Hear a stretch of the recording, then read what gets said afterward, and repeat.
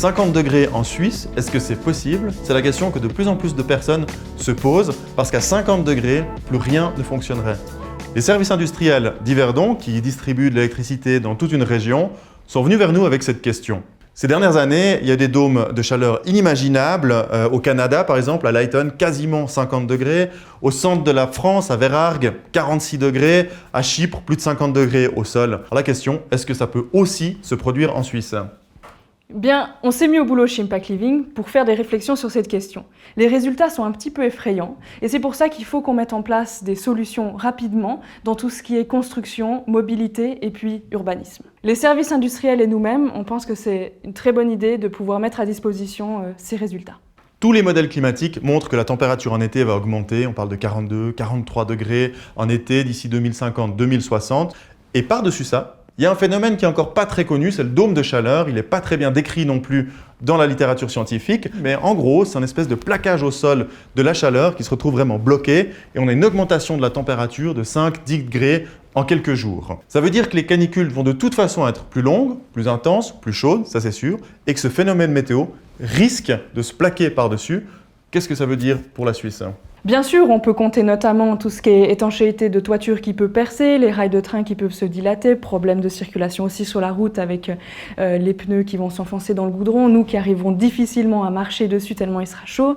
Il y a aussi le problème de surchauffe sur tous les systèmes électriques qui peuvent mener au blackout. Et puis le risque mortel finalement pour les personnes âgées, les bébés, les femmes enceintes et les personnes malades. Si on a compris ça, alors on prend conscience qu'on ne pourra plus travailler comme avant.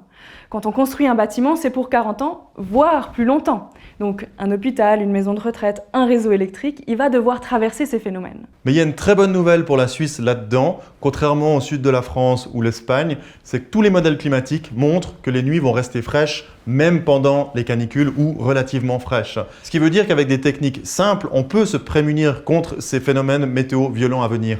Dans la majorité des bâtiments, comme les habitations, les gares, les écoles, c'est très facile de mettre en place des techniques low-tech. Premièrement, il faut penser aux protections solaires avec par exemple les stores, les volets, les casquettes pour éviter que le soleil pénètre dans la maison par les fenêtres et fasse surchauffer l'air ambiant. On peut aussi profiter de jouer sur la couleur du revêtement, que ce soit façade, route ou bien toiture, pour qu'on parte sur quelque chose de clair qui va renvoyer le rayonnement du soleil.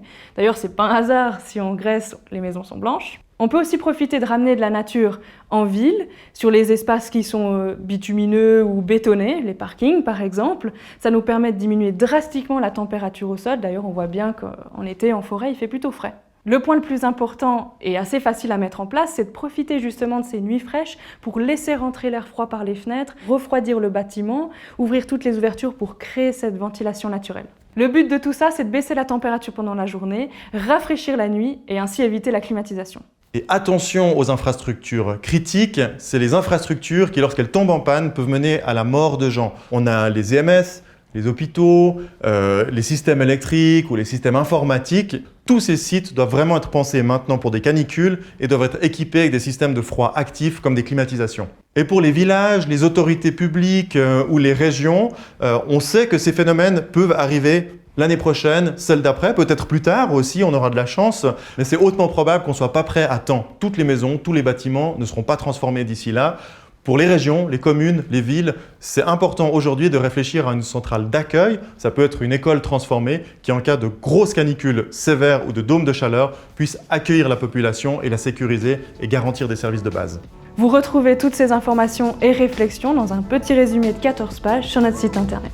Ça vous permettra de réfléchir et d'agir.